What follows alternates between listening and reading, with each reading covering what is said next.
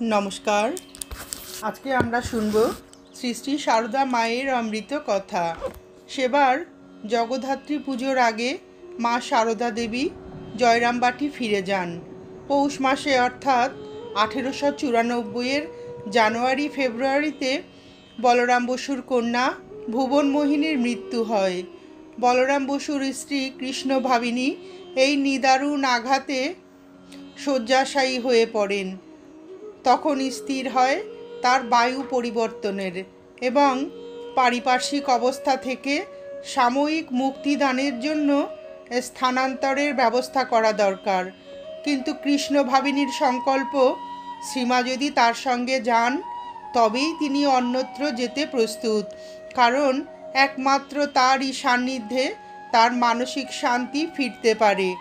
বলরাম বসুর পরিবারের সঙ্গে ঠাকুর শ্রীরামকৃষ্ণদেবের সম্পর্ক এবং তার তিরোভাবের পর যেভাবে বসু পরিবার শ্রীমার সেবা করে আসছেন সে কথা চিন্তা করে কৃষ্ণ ভাবিনীর অনুরোধ রক্ষার জন্য তিনি মাঘ মাসে দেশ থেকে কলকাতায় বলরাম বসুর বাড়িতে পৌঁছান। বিহারের অন্তর্গত আড়ার 8 মাইল দূরবর্তী বসুদের জমিদারি কৈলোয়ারে যাওয়ার ব্যবস্থা হয় এবং সেই মতো তারা অচিরেই যাত্রা করেন।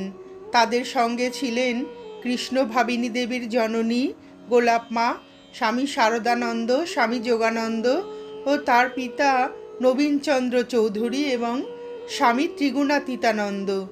সেখানে তারা 2 মাস অবস্থান করেন।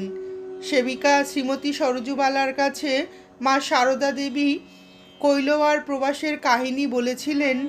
2 মাস আড়া জেলায় কৈলোয়ার বলে একটি দেশে ছিলুম, সেখানকার জলবায়ু ভালো বলে, সঙ্গে গোলাপ, বাবুরামের মা, বলরামের পরিবার, এরা সব ছিল। সে দেশে কি হরিণ মা, সব দল বেঁধে 3 কোণা হয়ে বয়ের মতো চলছে। দেখতে না দেখতে এমন ছুট দিলে সে আর কি বলবো, যেন পাখা ধরে উড়ে যাচ্ছে। এমন দৌড় দেখিনি।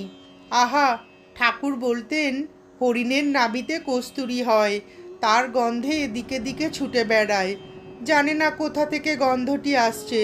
তেমনি ভগবান এই মানুষের দেহের মধ্যেই রয়েছেন, মানুষ তাকে জানতে না পেরে ছুটে ছুটে মরছে। ও দেশের লোকের কত দুঃখ জানো। ও দেশে ছোট ছোট খেজুর গাছ, তাতে রস হয়, শিয়ালে এসে রস খেয়ে ফেলে, তাই লোকেরা মাটিতে গর্ত করে সারা রাত্রি তাতে দাঁড়িয়ে থাকে। গর্তের মুখে তাদের মাথার ওপর